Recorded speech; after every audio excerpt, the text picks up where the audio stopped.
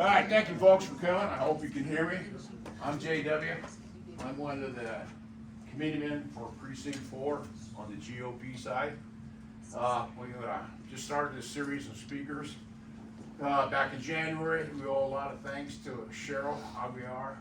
Where did she sneak off to? That's her right back there. She's the one who originated this.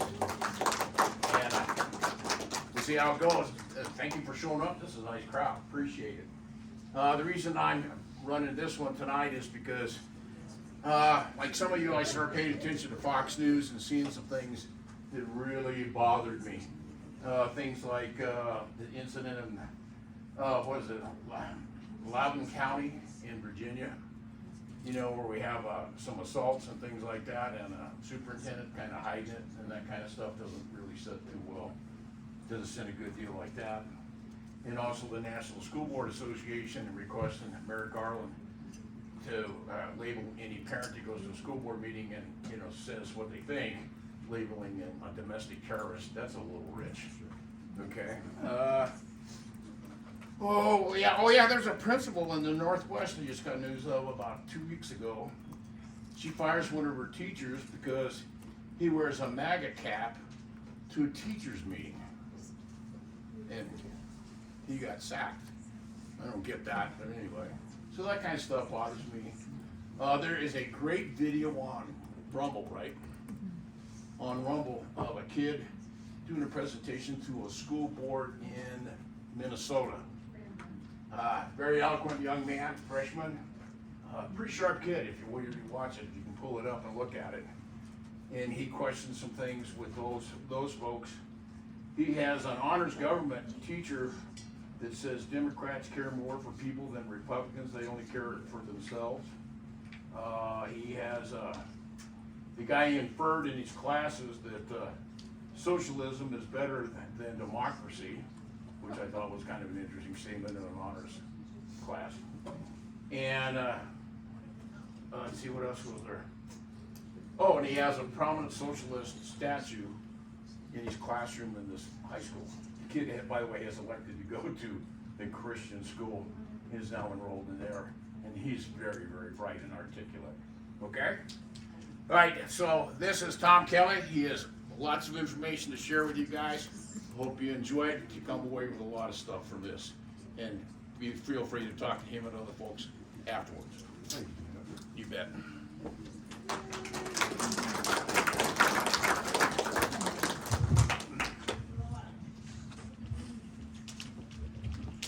Okay, first things first.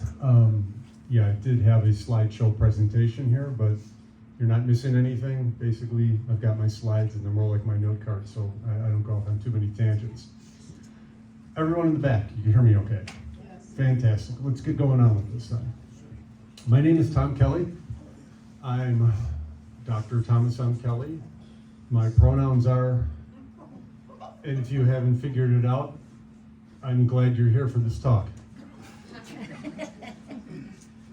So who am I and why am I here? I am the Department Chair for Political Science and Military Studies at American Military University. 100% online university, fully accredited like the University of Wyoming. We're based out of DC.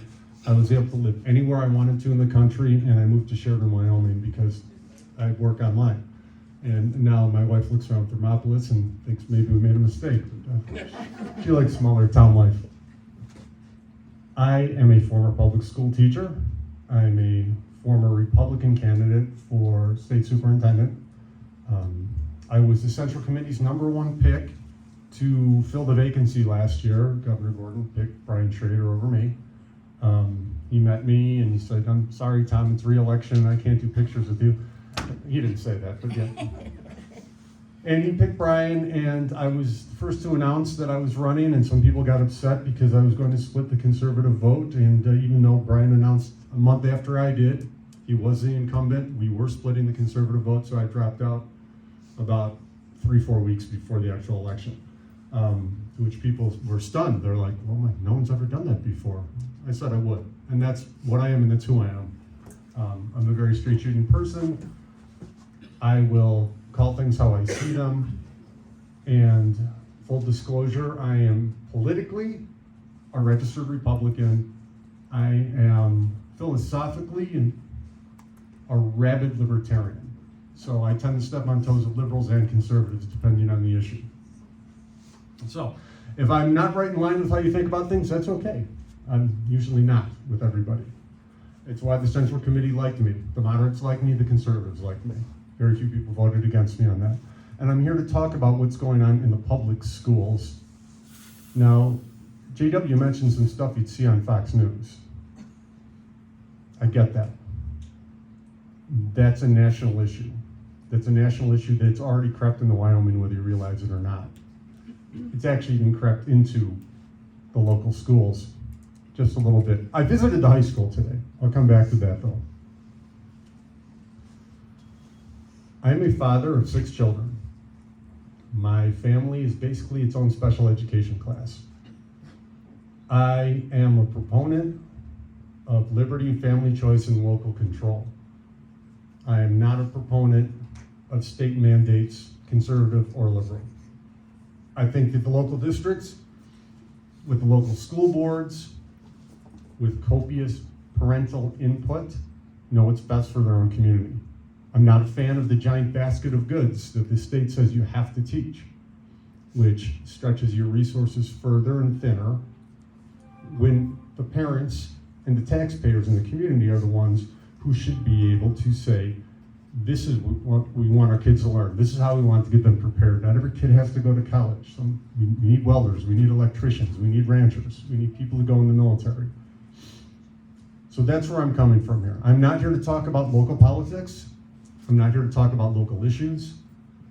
I'm not even really here to promote my view. I'm here to tell you my past history and what I've seen and give you a heads up for what might be coming into community. Now, back to Fox News, the horror stories we see on there.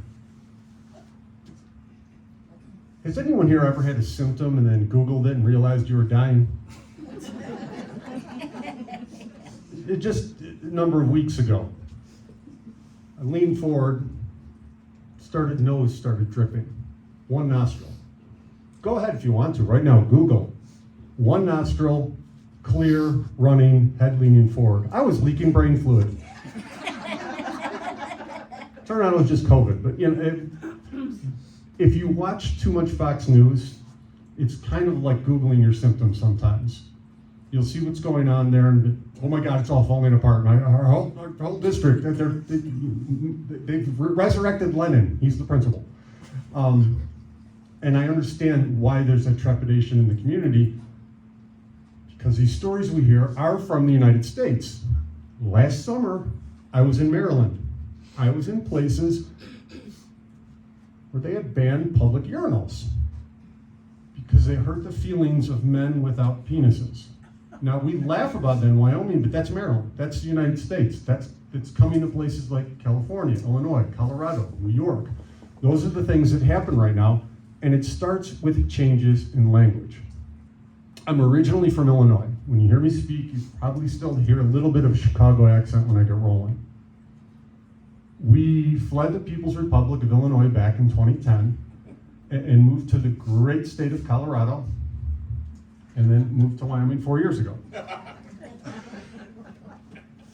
What I saw in Illinois 20 years ago, what I saw in Colorado 10 years ago, is what I'm seeing in Wyoming now. It's why I got drafted to run for superintendent. It's why people wanted me to run for school board, which I said no. It could be a thankless job, as you know, Sherman. But people tend to do that when they care about it. The first thing that changes is language. There's no change in policy. The war of words. Once you lose that, you've lost the battle. And I've talked about this in Niobrara County. But I'll bring you to what happened in Connecticut just a few years ago. They had a girls' track race, the championship. The first place girl got the third place trophy. Now, this sometimes brings a knee-jerk reaction of people yelling, trans women are women. But there's a reason there are no trans men dominating men's sports. Sometimes we have to talk about reality. I don't like the idea of children ever being vilified. If a kid wants to dress a certain way, if a kid wants to identify a certain way, if parents want to raise their child that way, it's not the school's job to tell them otherwise. It's not the community to tell parents how to raise their kids. However, my daughter was a swimmer in Colorado and came running out of the locker room very, very upset because a boy took off his pants and started walking around naked in the girls' locker room. My wife and I freaked out. We're talking about calling the police. We talk to the principal. We talk to the teachers. And we got lectured on how we were not open-minded enough, that was not a boy, that was a transgender girl.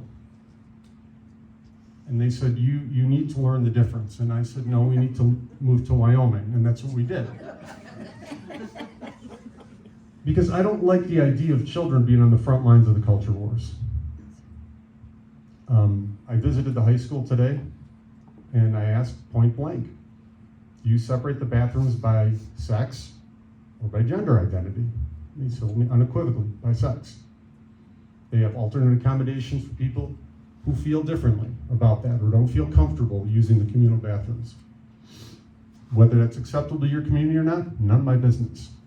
But I know that if you don't go to the school and ask these things, you might get your information from Tucker Carlson and then get a little scared about what's happening.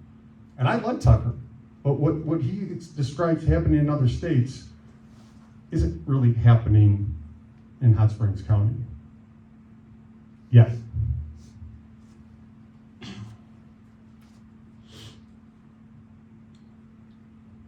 I've had this discussion with many people, and I don't want to make this exactly about transgender rights or how people want to identify or what pronouns are. Yes, I could be snarky and make jokes about it.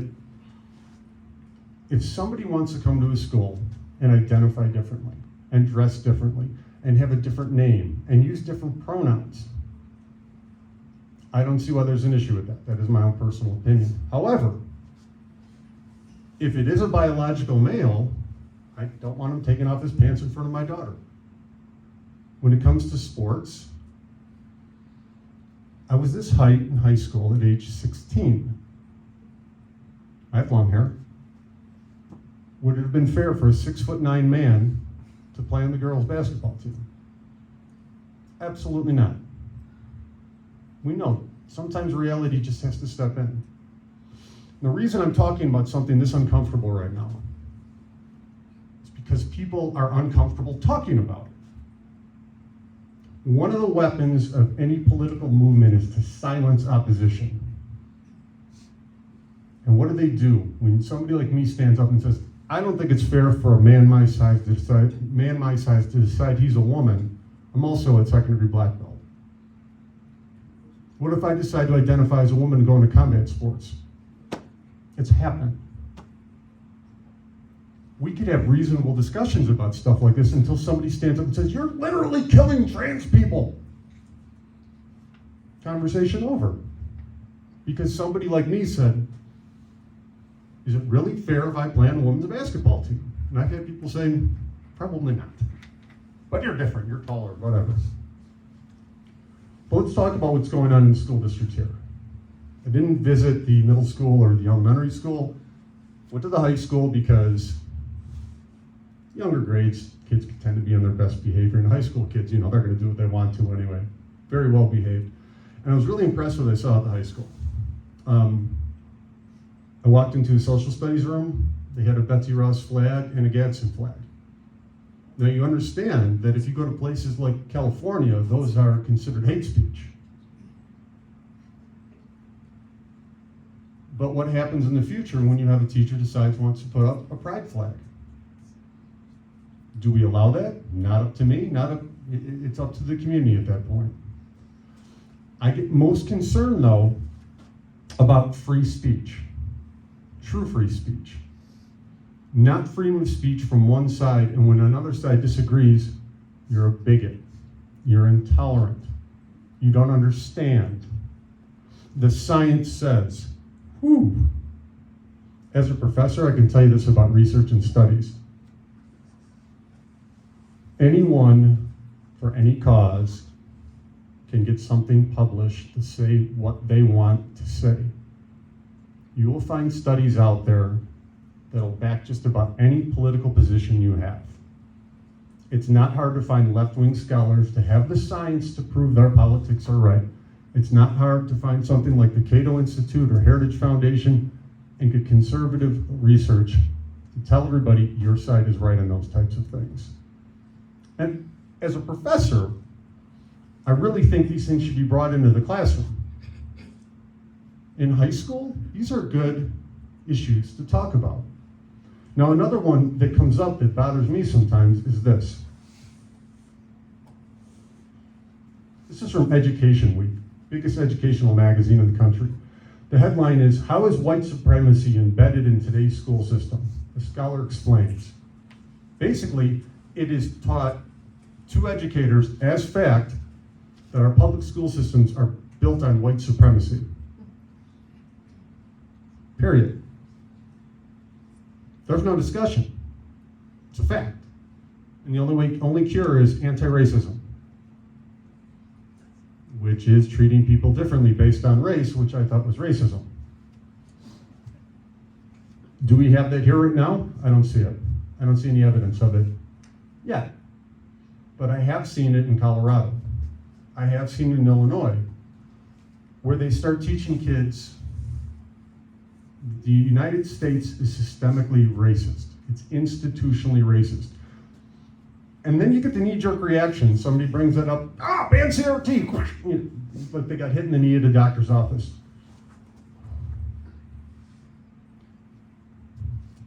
Most of the time, not even know what CRT is. Maybe whatever they learned on TV. I want to go over that really briefly. Critical race theory is a derivative of critical theory. Critical theory is a derivative of Marxism. So yes, critical race theory is a neo-Marxist theory. It's based in power structures, it's based in status, it's based in categorizing people on groups. And no, there's nobody actually teaching it in the public schools. But that's gaslighting 101. There's nobody standing there with a whiteboard or a screen saying, this is critical race theory, and these are the people who teach it, and these are the tenets of it. What I see is much worse sometimes. They teach through it. They teach through the paradigm. Now, when I teach an American government class or political science class, if my students can guess how I voted the last time, I failed. I have a department of over 30 professors. And we range from people left of Bernie Sanders to right of Ron DeSantis. And I lead by example, and my professors are all taught, if your students know your personal politics, you failed at your job. You're supposed to teach them the concepts, the precepts, the theories, get them to be able to apply them, and if you disagree with our personal politics, too bad. It's not your job to tell them if they're right or wrong. You're here to teach them how to think and how to apply these theories, how to recognize research that is good, how to conduct valid research, and not do this crap where people come out, I have an idea, I have an opinion, and I'm going to prove it's right, and I'm going to cherry pick data. And that gets peer reviewed now. There's a lot of that out there. What happens if we do something like ban CRT? Is it wrong to have a discussion in a social studies class? Some people say that the United States is systematically racist. Others say it's not because. And let the kids decide for themselves based on facts and data and evidence and history what they think. Now, if you ban CRT, you can't have that discussion because now you're talking about diversity and equity and inclusion, all the buzz phrases they use instead of calling it critical race theory.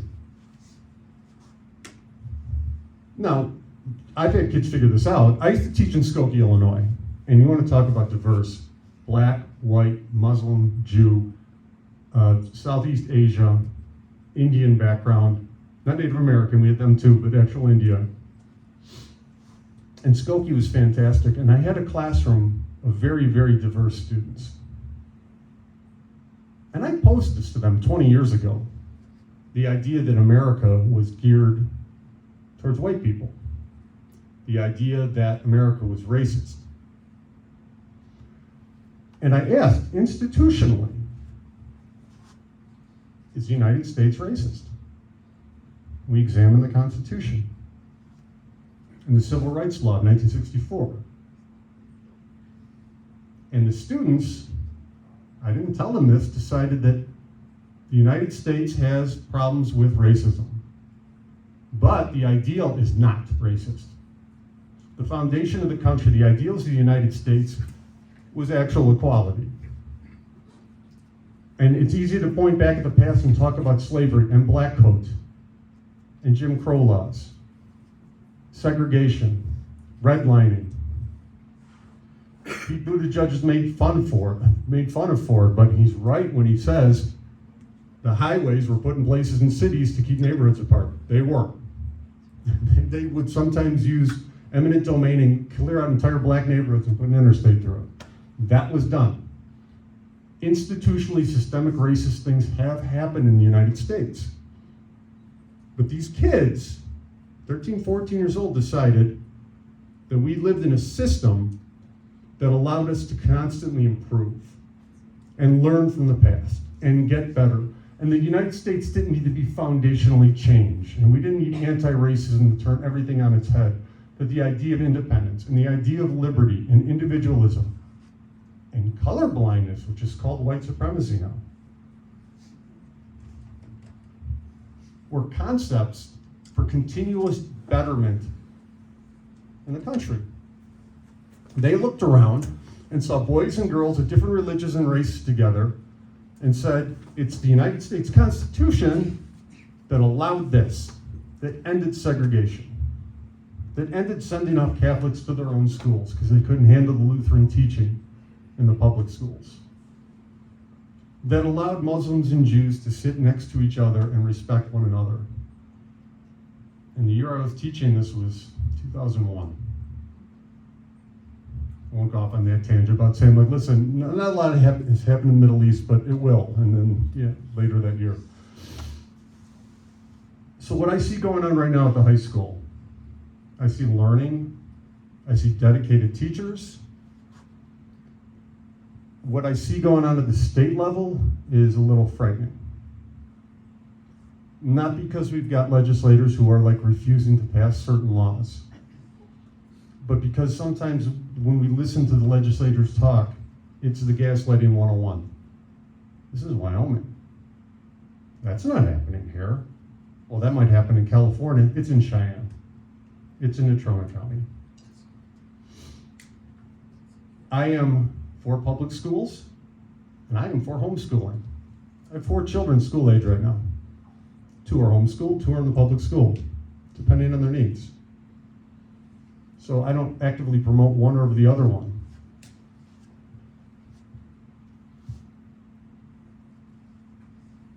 What concerns me the most is how often when this stuff comes into the public schools, people don't realize it's happening. So this is probably why I was brought here to talk about this, to raise a little bit of awareness of what so-called wokeness is, how it gets its foot in the door, and how to recognize it, and how to be involved so your schools continue to teach kids how to think, to challenge their ideas, to expand their minds, and not start indoctrinating them in one way to think only, which is what is happening in other schools now. It's why 31 schools in Illinois had 0 proficiency reading rates, even though you got teachers making 6 figures a year. It's not lack of funds, it's not lack of knowledge. It's wasting the school day indoctrinating kids with stuff about gender theory and critical race theory, or DEI, or whatever they call it, about climate change. You can learn math with climate change. You can learn critical thinking with climate change. But when you teach kids there's only one way to think, you're not teaching them. Now, where do I get concerned with this type of stuff? It starts with the language. The NEA says we need to tell the truth about systemic racism. National Education Association. its auxiliary is the Wyoming, WEA, Wyoming Education Association. The teachers union there and nationally, I have to call it out as I see it. It's a Marxist organization. If you just watch their latest annual event, I think it's from 2022, and they give a speech there, and the head of the NEA praises Angela Davis, who ran for president under the Communist Party. And if you read their ideals, it's all Marxism, right down the list. Now, if people see this typically, you think about Black Lives Matter, you think possibly about the Black Panthers, if you're old enough to remember that type of thing. You have to remember that the Black Panthers were a Marxist organization. That this goes back to 1917. This is the workers' fist. This is a sign of Marxism. This is on the WEA's website. They're telling you right there what they stand for. Now, they'll tell you, of course now, we're here, to help children and to help everybody learn and, all these wonderful platitudes and fluffy words and everything like that. But it works its way into the schools. I'm going to read you some things, not from the NEA, but from the WEA's website. I was going to show it to you, but, we lost the projector.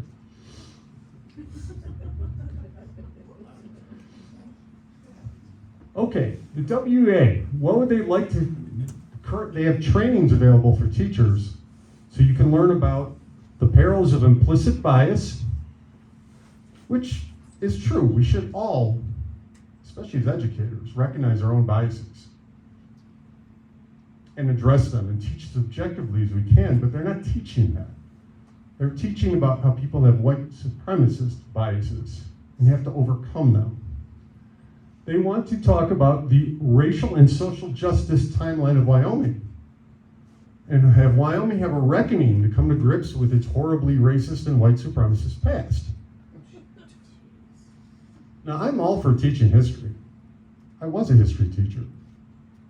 And I taught kids the brutality of the slave trade. And I taught kids about what happened to the Japanese in World War II in our country. And I taught them about what the United States did to Native Americans. What I did not do was point at the white kids and say, it's your fault. And that's what's starting to happen in a lot of these schools. And if they don't come right out and say it, they start talking about the complicity in it. Your advantage is today because you're white. Your privilege is today because you're white. Maybe that's something to address in a college classroom. Well, my 6th grade daughter came home and told me that the teacher told her because she was privileged because she was white and her parents were married, but she couldn't tell me the steps of the scientific method. And that was the first straw before we decided to leave. They also have on here LGBTQ legal rights in education. I'm not a fan of any kid being bullied for any reason. Anti-bullying at schools should be enforced very strictly. For whatever reason. Because a kid identifies a certain way, because a kid has a certain sexual orientation, because a kid is a certain race, white included. It's not white supremacy to say white people should have the same rights as everyone else. Unfortunately, that can probably get me fired from my job at a university now. Listen to this crazy white supremacy. Say everybody should have equal rights. I mean, how did that become that?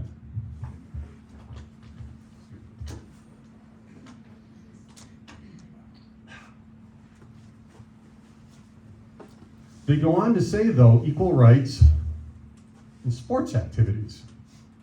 Well, there you go. Play whatever sports teams you want to.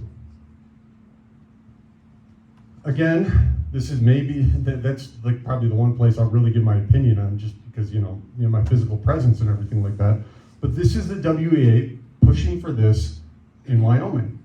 And I had my own daughter come back from high school and tell me about one of the guys she knew was now using the girls' bathroom. Needless to say, she didn't feel comfortable about that. That is Sheridan, Wyoming, Sheridan High School. So it is here in Wyoming, that type of thing. And I know a lot of people say, what's the big deal? You wouldn't notice anyway. Really? Nobody would notice me walking into a woman's room, no matter how I was dressed? So this is the type of thing you're not even allowed to talk about, though, because right away, you're hateful. You're a bigot.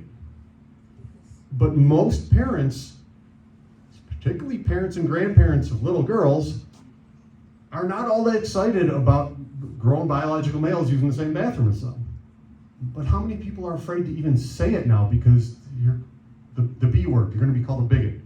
You're going to be called a transphobe. You're going to be called hateful just because you have a concern about a male being in the bathroom with your daughter. What if a guy who did not identify as a woman go in there? Well, now it's a problem. I have difficulty seeing the difference in that when we're talking about actual physical realities. Now, again, I'm not here to pass judgment. People live any way they want to. Like I said, I'm a libertarian. I'm a walking paradox myself. I'm an extremely introverted autistic man who publicly speaks.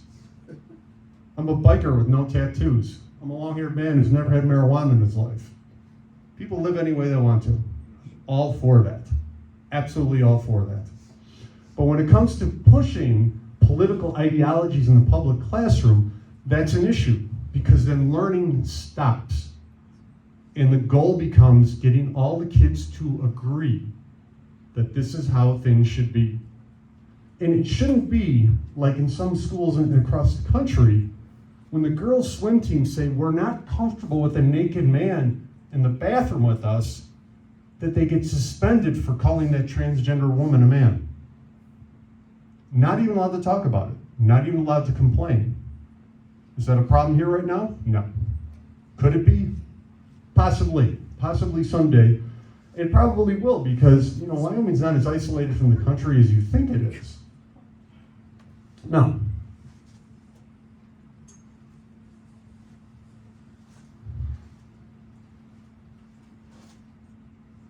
teaching is a tough job. And I think teachers too often are criticized for what's going on in the public schools. Too often their hands are tied. They've got mandates coming from the district's got mandates coming from the state's got soft mandates coming from the federal government. Do what we say or we take away your money. They tried that with the lunch money this past year. And then teachers are told, you have to do all these things in this amount of time to prepare for this test, and then somebody goes on the libs of TikTok and says some of these really radical people saying some crazy things and start to impute that and project that on the teachers in your own neighborhood. Most people who go into teaching don't do it because they're radical ideologues who want to convert children to leftism. Most do it because they like teaching and they love kids and they want to make the world a better place. Nobody does it to get rich. I can tell you that. It's the reason I became a professor. Couldn't make it as a public school teacher with a big family. But a lot of times even the teachers don't even realize what they're teaching. And I don't mean that they don't know how to teach reading, they don't know how to teach math. I mean the underlying ideology. University of Wyoming requires all people getting education degrees to take a class called, let me get this wording correctly, Diversity in the Politics of Schooling. I know what that is. I have a master's degree in education. Before I got my PhD in government, I got a master's in education at Roosevelt University in the 1990s. And back then we were being taught that the purpose of public education was gradual social reformation and revolution. Marxism. Yes, absolutely. This was in Roosevelt University in the 1990s. And somebody said, what if you're called a Marxist? The professor said, what's wrong with that? This goes on in educational schools. The whole idea that we will do social transformation in the public schools, not teach kids how to prepare for the future, unless it's prepare for a Marxist future. Now this whole idea that none of this is happening, don't buy it. That is the biggest defense for it all. You're imagining this. Nobody's teaching that. Nobody believes that. And then the next thing you know, your kids are coming home yelling at you because you bought a gas car instead of an electric one. And they're in 3rd grade. So I never thought this left-wing lunacy would catch on. I just let it go in one ear and out the other. I just did whatever they said, got straight A's, got my MA, got my teaching certification, went on to teach, and went on to teach my way of making sure that kids learn stuff, teaching in special education, teaching gifted students, and never once applied any of these whole ideas of social equity. Didn't have to work on diversity in Skokie, it already was diverse. And inclusion was not a problem for me because I viewed every kid as an individual. Every kid had a right to learn. Every kid had a different style of learning. And I would try and meet each kid at their level and challenge them in that way. I didn't look at a kid and think, oppressed, victim, privileged. It's amazing that we could sit here and talk about we need to confront our implicit bias and then feed the educators implicit bias to start judging kids based on what they look like. How do we get to this point where we even reduce the sexes to stereotypes? What's a woman? Wears a dress, has long hair, has makeup. Not at all. That doesn't encompass the experiences of a woman. A man has short hair and gross hair on his face and talks in a deep voice. That's all a man is? His superficial concepts, his superficial appearance. Never seen anything like the movements now to reinforce the most damaging stereotypes of the sexes. Essentially, I have 3 boys and 3 daughters. I don't like the idea that my daughters will grow up their entire lives having to navigate the world as a woman and then have somebody jump in line in front of them who's spent his whole life growing up as a man with all the advantages of being male and then claim to be female. That's something for them to deal with as adults though. I don't understand why we need to bring kids onto the battlefield with this type of thing. So when you become concerned about this stuff, this is what I would like to point out before I start talking a little bit more about the local district. This is from the non-discrimination statement from the Hot Springs County School District. Respect for our individual regardless of economic status, intellectual ability, race, color, national origin, sex, sexual orientation, gender identity, transgender status, age, disability, or religion. Well, right there, the district is tested positive for wokeness. It may be asymptomatic at this time, but once you say something like transgender status, non-discrimination, the door is wide open. Because then when you have a male who describes himself as female, you have to let him into the female bathroom or you're discriminating. What is woke? I'm sorry, I don't have a smartphone. I spend a lot of time in the garage. What is woke? Liberal woke. Seems to me the focus of your presentation is a man or an LGBT person with a penis in a woman's bathroom. I understand that. Okay. I also talked about race and education. Okay. I'm going to get back to what I was talking about. Once you accept the language like that, there's really no way to have an open discussion. If you define woke, there is. No. But I'll take questions as soon as I'm done talking about this. Because I'm not somebody who walks around and talks about things being woke. I was told to talk about wokeness in public education. And what we typically talk about what it is, it's critical race theory and gender identity. Those are the 2 things that come up the most time. And my main point is, which seems to have gone right over your head. It's got nothing to do with woke. Which seems to have gone over your head is Not my head. that communication has to stay open in the schools. That you have to be able to have these discussions without people pointing fingers, folding their arms and saying, I don't like what you're saying, so I'm going to stop listening. No. Now, we have Answer the parents. question and ask Define questions. it, Excuse me. define, Let's just, whoa. there's no point to what you're Excuse me, getting to. let's do the questions when he's done, okay? Just because the rest of us are also listening. Just trying to Thank figure you. out a point. No, but though. you can ask later, correct? You're not the only two people here. Sure, but we need a point Thank you. to this talk. It's not. Well, gonna- then, it's obviously gone right over your heads. I'll try again then.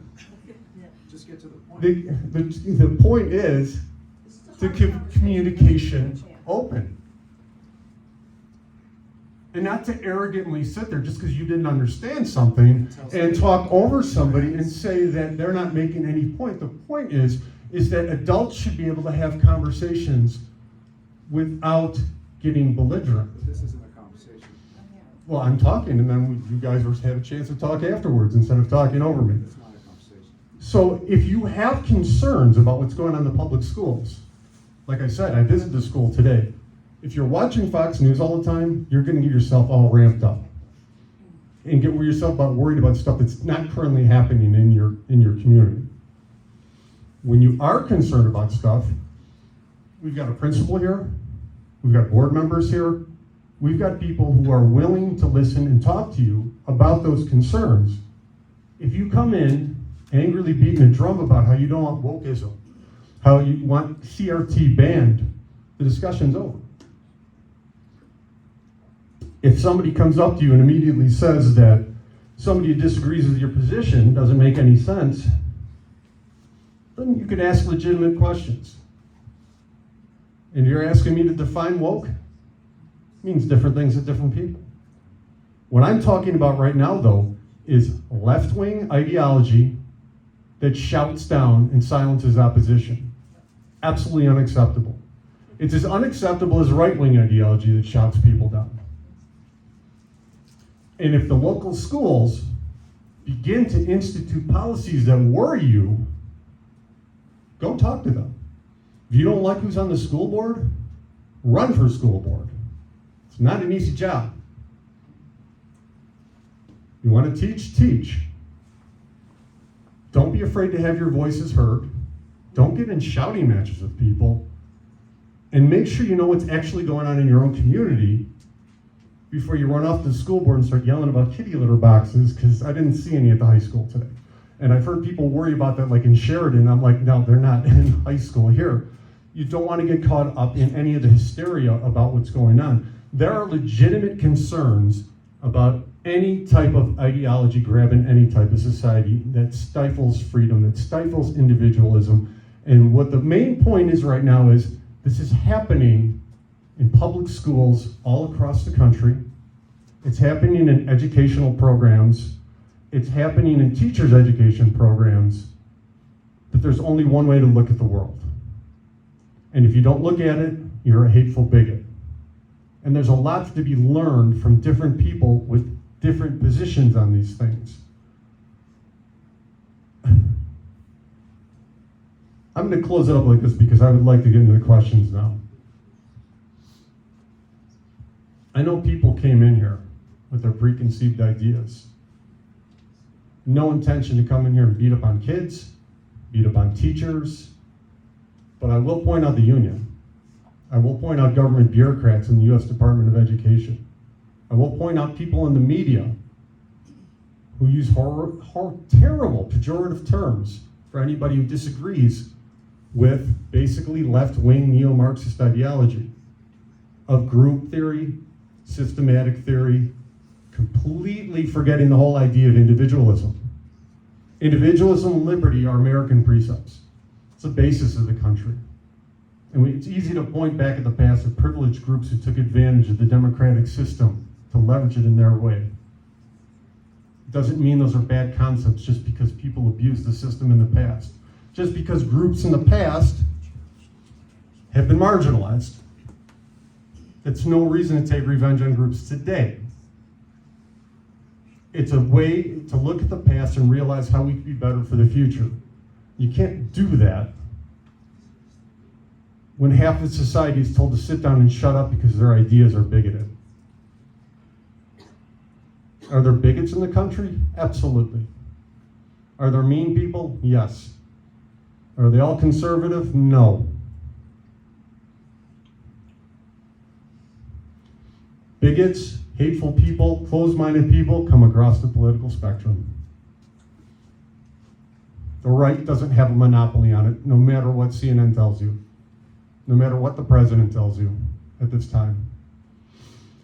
And ultimately, I would like to get to this point. What brings me here to talk about something like this at a local school board? Because again, I believe in local control, not state mandated, not federally mandated. But I'm seeing more and more of this angry revenge type politics. Both sides saying we're going to take back our country and then we'll show that other side. Conservatives are never going to take back the United States. Progressives are never going to take back the United States.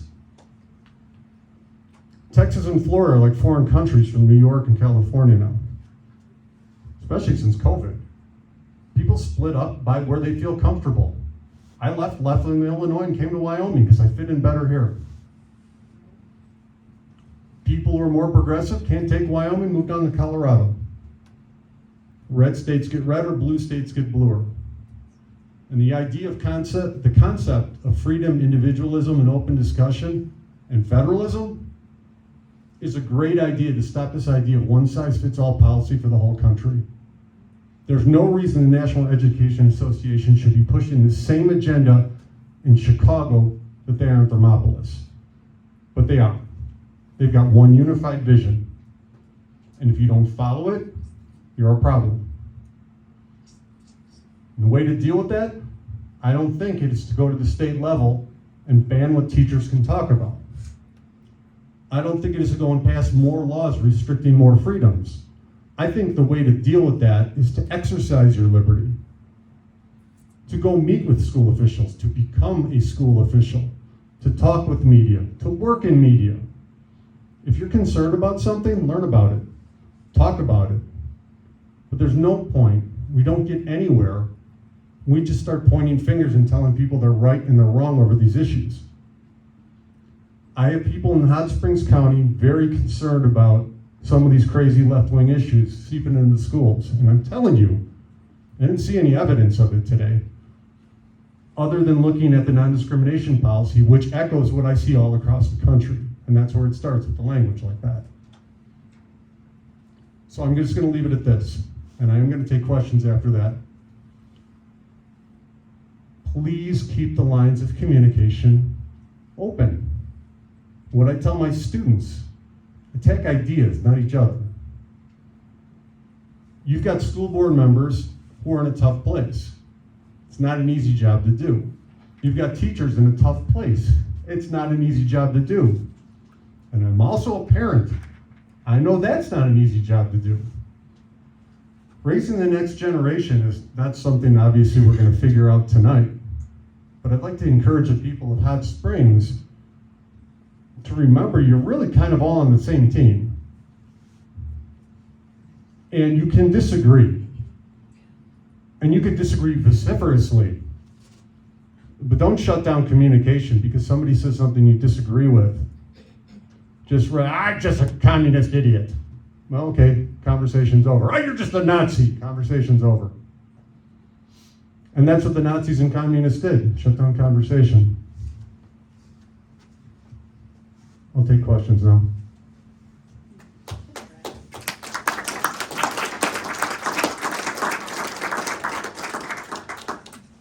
Yes. If I could, I'd like to speak a little to gender discrimination. Okay. I grew up here in Wyoming. I graduated from high school in 1972. We had awesome math teachers. I placed in the very top 1% of the nation in math. At that time, I was aimed squarely towards being an assistant, not a math assistant, a doctor's assistant. I got scholarships to go to college. I ended up finally being in surveying, which is a math profession, after many years of being told, you cannot do this because you're a woman. I couldn't get a loan to buy a car because I was a woman. I couldn't get a credit card because I was a woman. I had to physically fight at work to be able to sit in the front of a pickup truck. I had to ride in the back. This was all over the United States. This is systemic gender discrimination. It has gone on the whole time. I could not get into Rose-Hulman, which is a math college, more or less. I finally had to end up going to Purdue, and it took me quite some time. So throughout the years, I saw over and over and over again about being discriminated about gender. And I do not want that to be reinstituted as it is. I want the kids now, because they face this. Every child, every day faces this. The history of gender discrimination. So that's being woke, that I want the young women and men to know, because the men I worked with, they didn't know, they could have cared less. But So this- I wouldn't even call that woke. You're I was talking just- over me, sir. Oh, I I'm was sorry, still I'm sorry. talking, you know? So, I just think it's very, very important that the historical gender discrimination, which, you know, is true, the discrimination against Indians, which is true, needs to be taught in our schools, because these children face this. We can pretend like they're innocent little people, but they go home to this and they see it on the playgrounds, they see it on TV every day. We need to help them understand the world as a whole. They're gonna be in the service. They need to understand the rest of the world, not just Wyoming, because Wyoming needs to be what Wyoming is. We are part of the United States, and we need to work with the whole United States. And you know, what I was gonna say is, I don't call that woke. That's classic liberalism. That's the whole idea that people are equal. And does anyone agree with the idea of making it harder for one of our more brilliant mathematicians to get ahead in the world because she's a woman? Absolutely not. I don't see anybody think, should kids learn about how women weren't allowed to vote? Yes. Should we learn about racism in the past? Yes. Should we learn about racism and sexism now? Yes.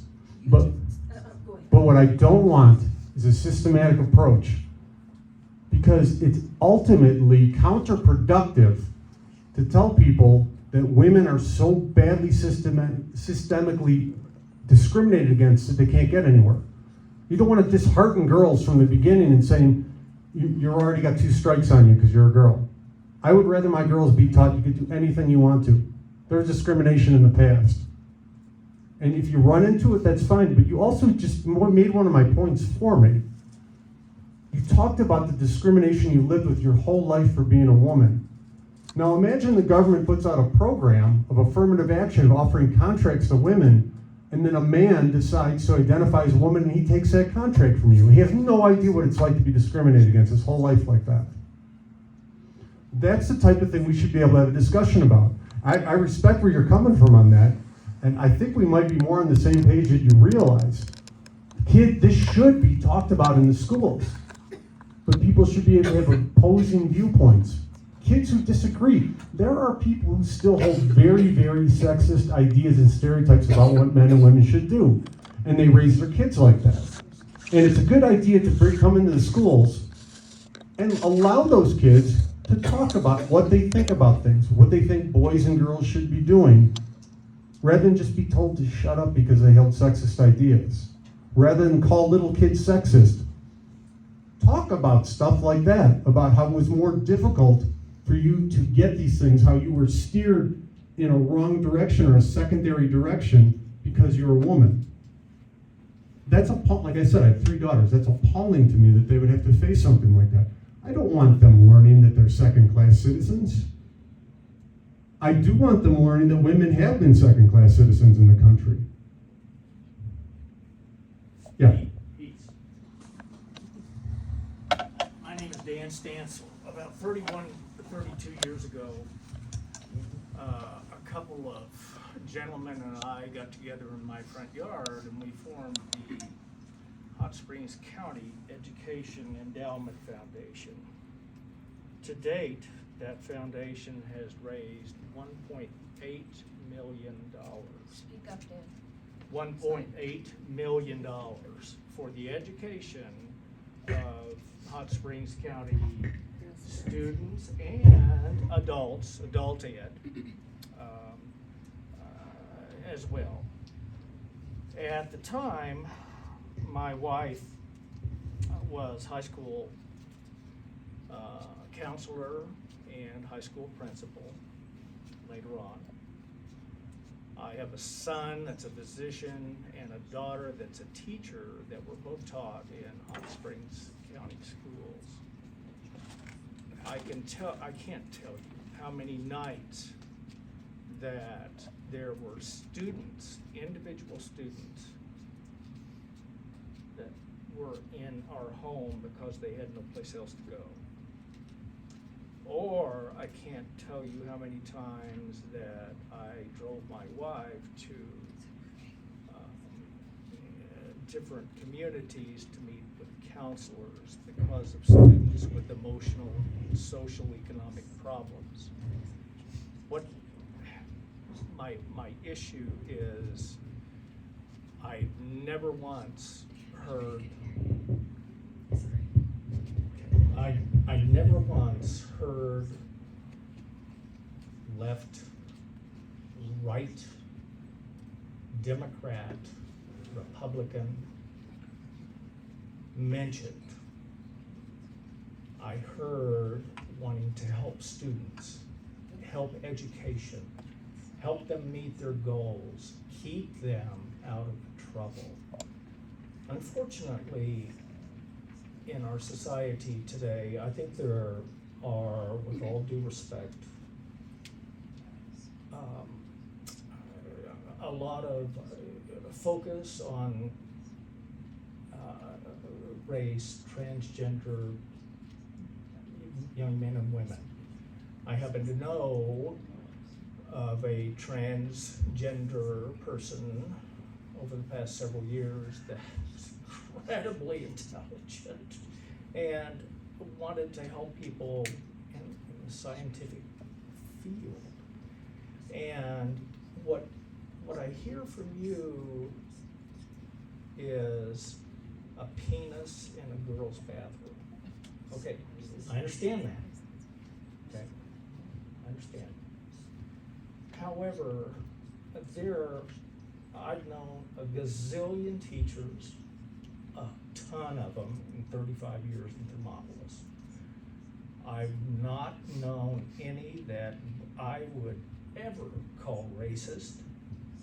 I've been registered a Republican a couple of times in my life. I've regretted that both times, but I really have. I am a liberal based upon what you're describing. But I don't see any of it evidence, and I've never seen any evidence in Hot Springs County of whatever you're describing as woke. I've seen an incredible number of teachers, administrators, school board members. I've lived with one. I've suffered and cried with them about the individual needs of students. And it seems to me, sir, with all due respect, you're trying to introduce a problem, a national problem, into our system here. And people are able to make their own decisions. You moved from Illinois to Colorado to Wyoming. There are times that my wife and I have thought about moving to Colorado because the politics here are a little bit right of where we are. But we choose to love our neighbors and not talk about politics. It seems to me that you're introducing politics into our local system when the majority of the school board members that I've known, 99% of the teachers that I've known, never enters their mind. Never. The well-being of the student and $1.8 million raised by the donations of the people here and alumni to further the education of students and adults in Hot Springs County speak for themselves. I don't know what happened in the gym or in Sheridan with your daughter. I'm sorry about that. However, is that really a problem here? All right, first I'll say this. Am I bringing this here? No. I even said that I was at the high school and met with the principal and board member that I saw no evidence of what we're talking about here, other than that minute piece of language in the non-discrimination. What I did say was what I saw in other states and how it introduced itself and tried to get people to understand what it looks like and how you will be treated when you try and speak against it. How you will be belittled, how your ideas will be oversimplified, and you will be dismissed as hateful or closed-minded. Yeah, and I don't fit the conservative category myself. As somebody who is a classic liberal, or they call you libertarian today. And I'm telling you to keep your conversation open, to not get pigeonholed into one type of political thought. And the way to do that is to openly speak about stuff and not shout people down and call them names when you don't agree with them. Or to belittle their entire talk or their 20 years of experience in other states and all my years in education and all the horrific things I've seen and all the hateful things I've heard and communities at each other's throat over these things is you divide up into camps. And if somebody doesn't think like you, they're a bad person. How many of you started falling into the trap if somebody doesn't agree with you, they're stupid or evil? It happens all the time. Go ahead, search on Google, Republicans are evil, boom, memes come up all over the place. Democrats are evil, boom, memes come up all over the place. Conversation's dead as soon as you do that. And what you're telling me is fantastic. The idea of helping people like that, voluntarily helping people. I love the idea of helping each individual child. That's been my philosophy, and I never wanted to look at kids and immediately start to categorize them on the color of their skin or their outward appearance. Would you ever help a trans child? Of course, why not? You don't sound like it. Well, and I do have kind of a question about that, because you mentioned this child at Sheridan High School, which... My apologies. You mentioned the child at Sheridan High School in the gym class, and I'm wondering which child's rights take precedence, that child's or your child's, and how do you make that determination? First of all, this would be a discussion for the people of Hot Springs County, not to take necessarily my personal views on that.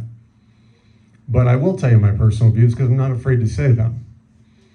This child is a high school senior, you know, basically full-grown male, so we could say child, but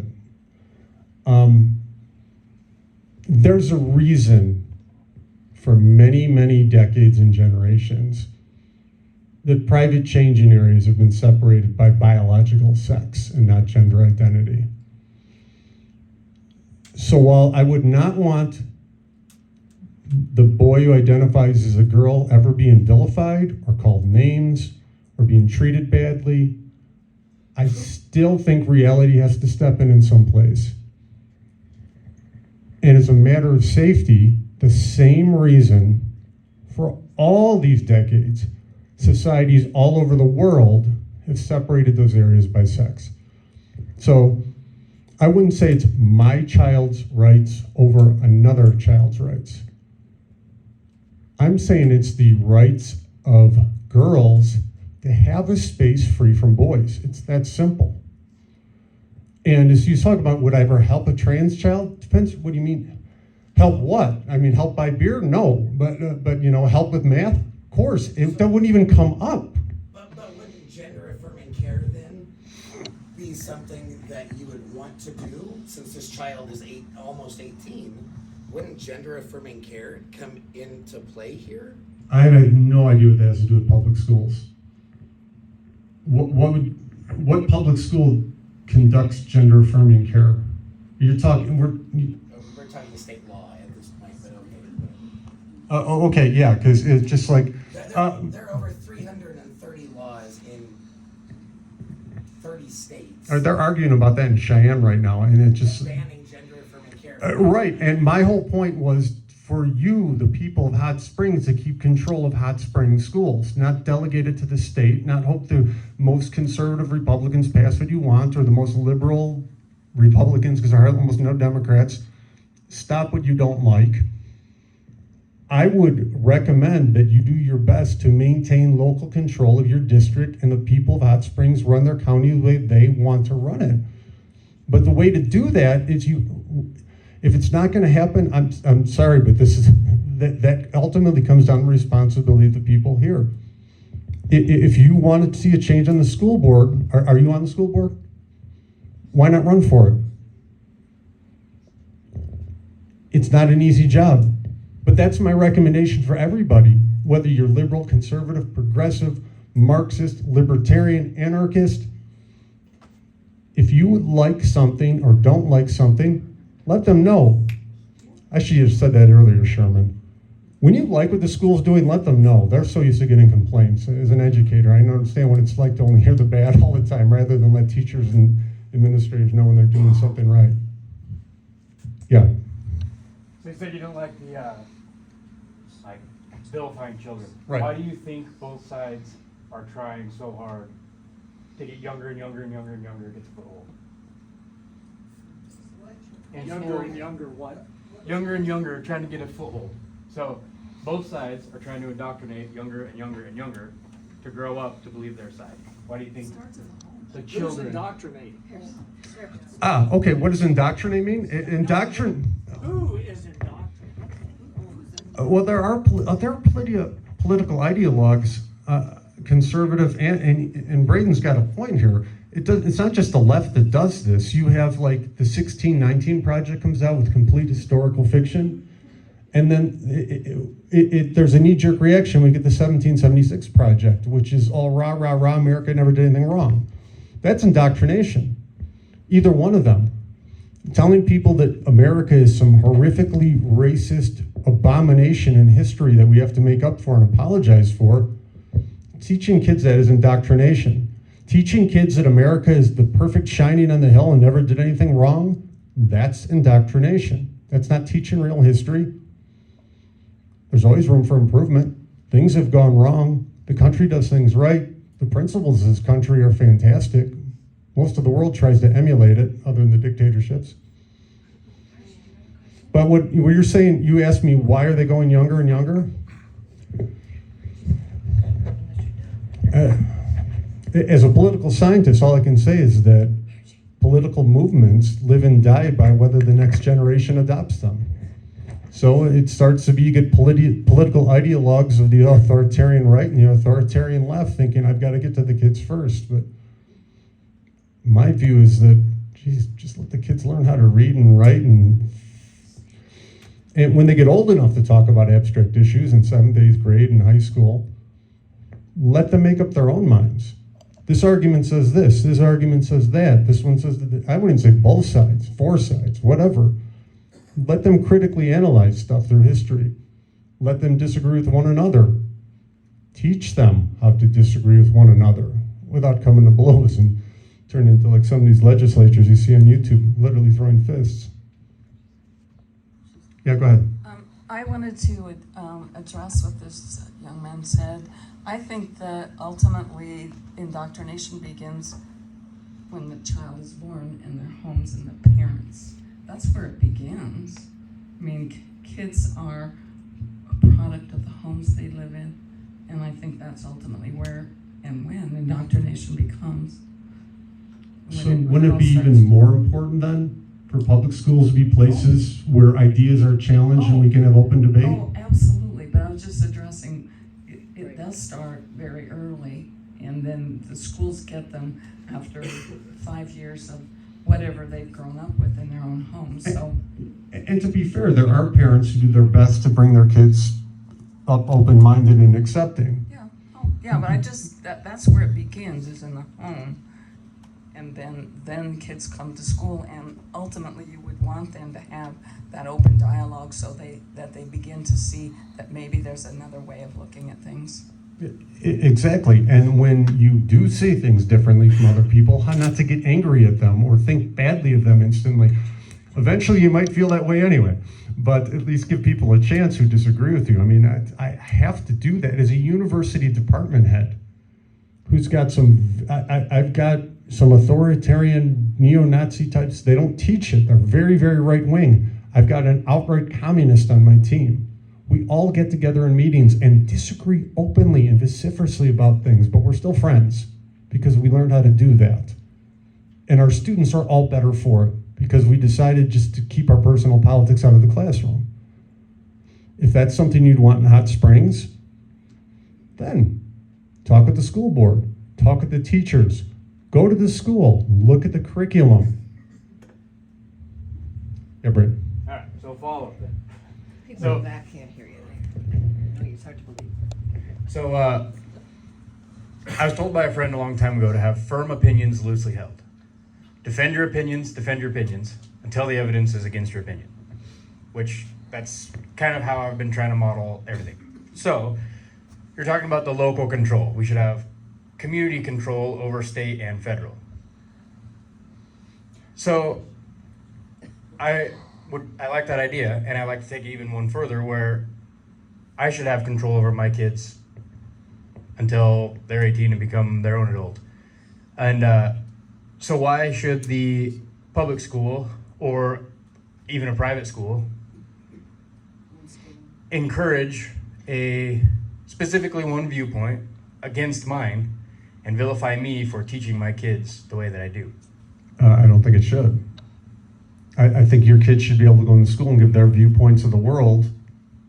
And I don't think the teacher should ever tell them if they're right or wrong, other than, here's another way of looking at it.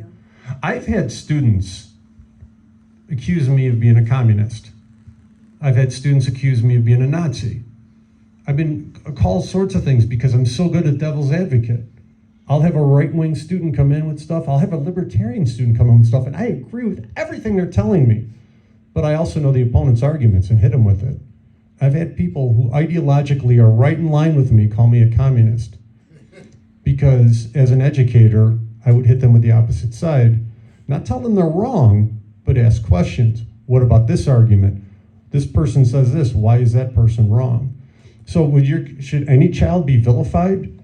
I mean, if a kid comes in with horrifically KKK racist ideas they've learned at home, it's not the kid's fault. There's an opportunity there for a kid to learn. There's no reason to vilify that child ever, even if they have truly toxic beliefs. What an opportunity to have the kid learn at that point. Oh, he's gonna bring you the mic. Yes, he is. All right. Thank you, Tom. I just wonder if you could speak a little bit about what equity is and the differences between equity and equal opportunity. In the political spectrum today, because I am a political scientist, equality, equal opportunity, that's the more classic liberal, it's even called conservative now, right? The idea that everyone should be afforded similar opportunities to do whatever they want to in life. Man, woman, black, white, Jew, Muslim, atheist, everyone should be afforded the same rights to try and do what they want to in life. That's the idea of equal opportunity. Equity is more of an idea based in outcomes, results, not starting points. And it's usually the whole idea of, they call it leveling the playing field. And quite often equity has to do with, Dr. Thomas Sowell, I think is the smartest man who ever lived in America. He wrote a book called The Quest for Cosmic Justice. And the problem he said was progressives too often get locked in this idea that we can fix the past by addressing the present. And equity is the concept that because there were horrific past injustices against blacks in America, that we need to tip the scales in their favor today to make up for that past. And there are plausible arguments for that type of thing. Historically, the arguments aren't so good though. Other countries have tried stuff like this with different tribes, different races, different ethnicities. Sol also wrote a book on affirmative action policies and how they've always backfired and caused more division and resentment than equity. So in short, the difference between equal opportunity and equity is equal opportunity is same set of rules for everybody, do the best you can. Equity is more like people have different starting points, so we need to do more so the outcomes are the same or more similar. That's the difference. Yeah, do you want the microphone? Follow up to that, can you apply that to the Wyoming school system? Well, it depends on which district, because I've seen different things in different school districts. I've consulted the people running for school board in Laramie County for the Cheyenne schools. I've seen it in Sheridan. What I've primarily seen in Wyoming schools is the more classic American concept of equal opportunity for everyone. But I have seen the ideas of equity start seeping in, replacing where the equality state. I see people saying, well, equality is not a good thing. I read all sorts of things in academic circles, and I've read really radical stuff that equality is a dog whistle for white supremacy. I don't know how things got so upside down that treating people equally is now a bad thing. But I don't see a major problem with Wyoming schools. But what I am saying is that with the U.S. Department of Education, federal funding, and the National Education Association's one-size-fits-all, these ideas where diversity, which is a reality, which has its pluses and its minuses, is now promoted as some end-all, be-all goal and virtue based on physical characteristics, not even how people, not even diversity of thought. The idea that equity, that people of all different groups should have similar outcomes in all different categories, it is seeping its way into Wyoming public school systems, and it's coming in primarily, like the University of Wyoming, the colleges, teachers' education programs really foster these concepts of diversity and equity and inclusion over individual rights, liberty, equal opportunity. These are competing visions. And each one, obviously I lean towards equal opportunity, being a libertarian. I lean towards individualism. But there are good discussions to be had because there are people who beat their chest red, white, and blue how great America is and don't want to hear anything about banks redlining blacks and not letting them get loans. They don't want to hear anything about how it was policy literally to deny people loans based on the color of their skin. Government policy. Those things are real. What do we do about them? I'm a proponent of learning from the past and don't continue doing them. Other people think we need to make up for the past. I'm not in favor of that because it punishes people today for the crimes of yesterday. One more question here, unless somebody has something burning. I'll take two. Two? All right. Yeah. Mine's more of a just self-appointed. Okay. So, I wanted to ask a question about your personal experience in Sheridan and this with the trans student that was competing athletically and your experience Okay, with your daughter. just to clarify, that was in Colorado, the competition. Okay. It was in Sheridan where my daughter came home and told me about. She said a boy I know uses the girls' bathroom now. Okay. It's So not the same thing. Okay, so that happened in, That was Sheridan High School. okay, I'm confused. The boy on the swim team, that was Colorado. Okay, but was there a boy in the bathroom in Sheridan? Yes. Well, and it But he depends was- on who you ask. Some would say it was a transgender girl. Okay, so, I guess that seems to be, I think because of the physical differences, one thing that a lot of people have a problem with. I know we even had a little bit of it here because people, when they talked about putting in a bathroom that was universal, there was a lot of social media stuff where people were thinking, oh my goodness, now anybody can go in whichever bathroom they want, rather than what actually Like happened. me on Google figuring I'm gonna die because my nose is running. They got a little information and ran with it. Right. Okay. So, but I guess we get locked into thinking there's only one solution sometimes. And, I think, and I was gonna ask your opinion. Okay, obviously, as a father of a daughter, I had a daughter who was a high school and college athlete. I don't think she would have been really comfortable with somebody, a man or a woman or whatever. I won't even say what they would be, other than if they had a penis, okay, and dressing there. So what I wanted to know is, what do you propose as a solution? Because, I don't think it has to be that, oh, well, the only option is for that person to go into the woman's bathroom with others. We need to think outside of the box. And we need to, you're there saying, we don't want to do anything to vilify someone who identifies as trans. Right. So what can we come up with as solutions? Well, first of all, I don't think it's really my place to tell this community what your solution should be. However, I do like the idea that each individual student should be treated like an individual. So if there's a specific student who wants to use the bathroom of the opposite sex, you deal with that, because it's not like there are hordes of kids wanting to do this. It'd be an individual basis to talk in that point, and if there is a boy who identifies as a girl who's really uncomfortable using the guy's room, because maybe he dresses traditionally as a girl, then there are ways schools can come up with accommodations for something like that. Again, it should be on an individual basis, though. Sweeping really strict policies, as you can see, they can become too restrictive and cause issues. And different kids, we even know this for a fact, that it is true there are some people identify as transgender, you have no idea just talking to them whatsoever.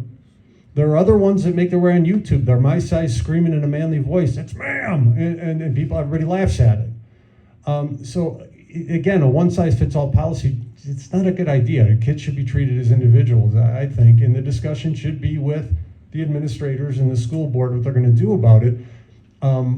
If somebody's a parent of a child who identifies differently, I think it's a parent's responsibility to go to the school and say, this is the reality of my kid, how are you going to work with me? Versus rather than just like, it's your right, do whatever you want and we'll sue otherwise. That's divisive. You were going to say something. Okay. Nothing? Okay, well, I'll take the, yeah, all the way in back, go ahead. I came here in July from Idaho, and I went to a couple of school board meetings. And I don't have kids, but I was curious what was going on in the teaching system because of other people at our church. But I found out that the school board meetings, which used to be the PTA, and everybody had a right to voice an opinion, was shut down. They were told to be silent during the meeting, not to speak up if they had any issues, to put it in a letter form and send it to the school. So basically, they had no freedom of speech.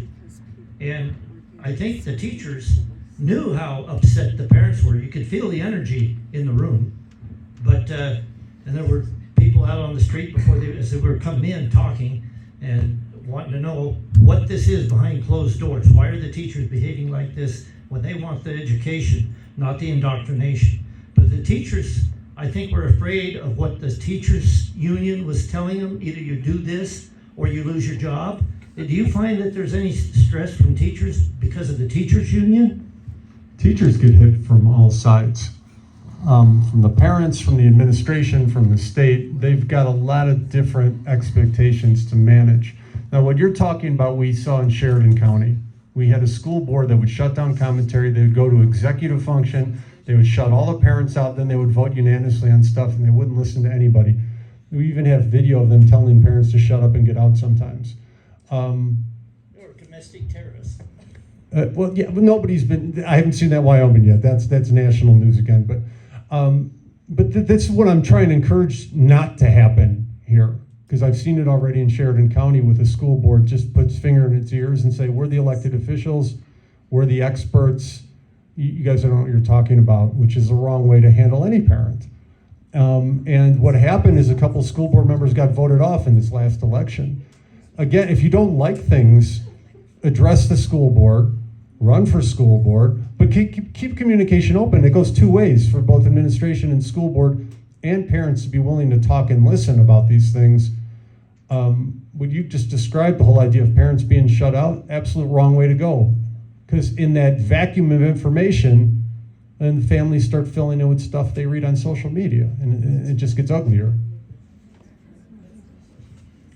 All right, I'll take one last question. Go ahead. It's really a comment. Kim had mentioned, which child would you prioritize? My background is in special education. I'm a mom of 10. Part of my kids were homeschooled, part of my kids were public school or private school. My philosophy is that you take the individual and you deal with the individual according to their needs. That's kind of the nature of special education. And even when I've taught children that were not special ed, that was my same philosophy. It's what you do as a parent. It makes the most sense. You may have the same rules in your house, but you deal with those rules with each child according to their personality and their needs. And I would say your daughter and her classmates deserved the same respect that the transgender child deserved.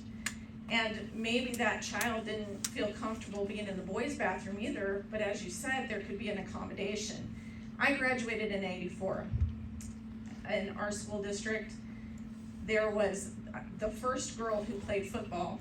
She was the only girl on the football team. They had to make special accommodations for her. It had nothing to do with her sexuality or her identification, gender identification. She was a girl who wanted to play football. She was a good football player. She played, she went with them to all the competitions into state, but she could not change in the boys' bathroom. She was given a separate bathroom to get dressed in. She was willing to accept the beating up that she got on the field, and I don't understand why we make a problem where there doesn't need to be a problem. I'll address it from somebody who might oppose the idea of singling a kid out like that. Is that sometimes when a kid is treated individually or singled out like that, the spotlight is shown on them. And when that happens, negative attention could come at them. That's when bullying can happen. That's a legitimate concern to have when we're talking about individual accommodations. That's why this stuff shouldn't necessarily be a sweeping thing that everybody does. No, you talked about treating your kids differently. Oh, I get it. I have a son who's so brilliant. He told me when he was 5 years old, he didn't think I was very bright. I have a son with Down syndrome. I have one who's autistic like me. I have one who has PTSD from her chemo treatment when she was on leukemia. I know what it's like to treat kids differently. I know what it's like for them to be in the same house with the same parents and react completely differently to the same set of rules. We have to remember that with kids too. I'm just going to come back to that whole idea that when you have concerns like this, that the lines of communication just have to stay open, they have to stay professional, and they have to stay mature and open-minded as you can. You don't have to agree with everybody. There doesn't have to be a consensus. It's never going to happen. There's no such thing as a consensus, really. But when it comes right down to it, I see a movement creeping into Wyoming. I'm not bringing it here. You're shooting the messenger. There's a movement coming in here that seeks to shut down communication and divide communities against one another. Our way or the highway. I've seen it before. And that's what we were told in Colorado, our way or the highway. So we took the highway all the way up to Sheridan. And that was the wrong way to do things, was to just drop this kid with gender dysphoria in the girls' bathroom, have us learn that way, and then talk down to us as parents as if we were ignorant.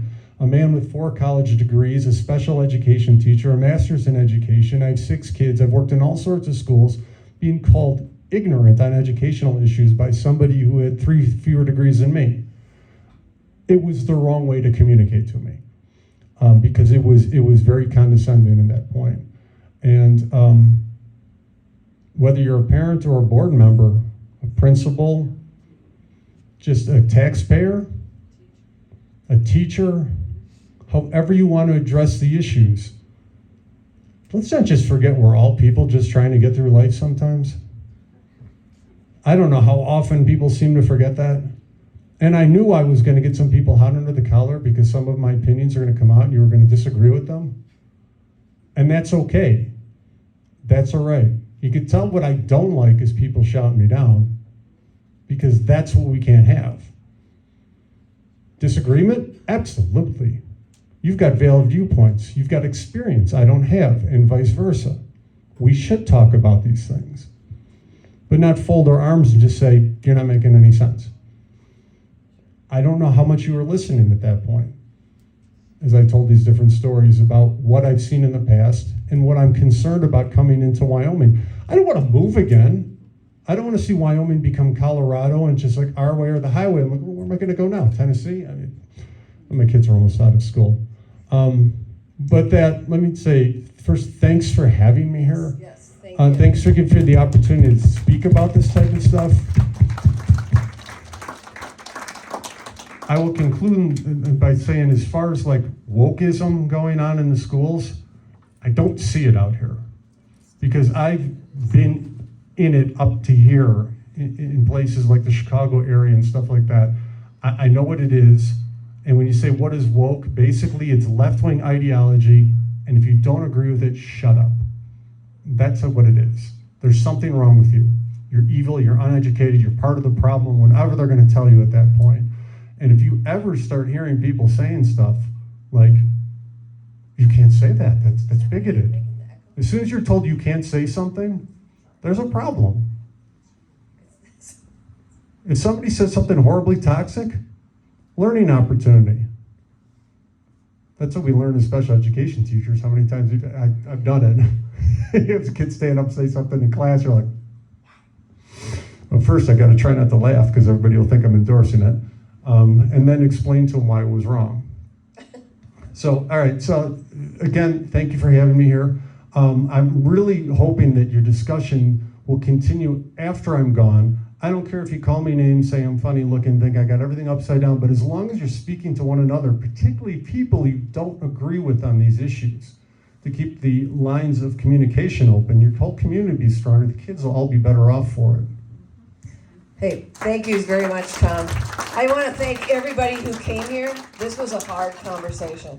I know I was squirming in my seat. So, I mean, but for you all to show up here and listen and then give, and talk about things, I don't know, I didn't know it was that powerful. Thank you. I appreciate everybody being here.